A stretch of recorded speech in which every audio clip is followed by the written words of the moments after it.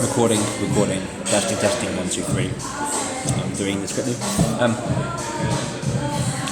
I'm currently sitting and chewing gum, so I apologize for this, in my old pub, because I'm working currently in another Fuller's site, but this was my first Fuller's pub at the Merchant in Canary Wharf, Fisherman's Walk.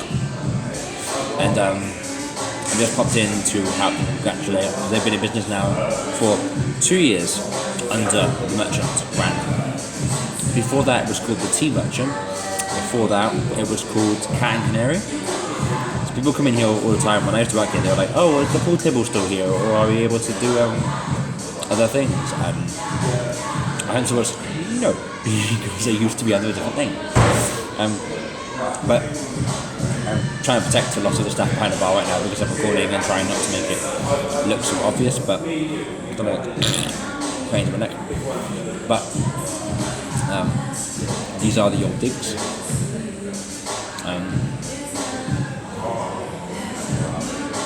It's quite funny when I do it that day for VLOGTOBER.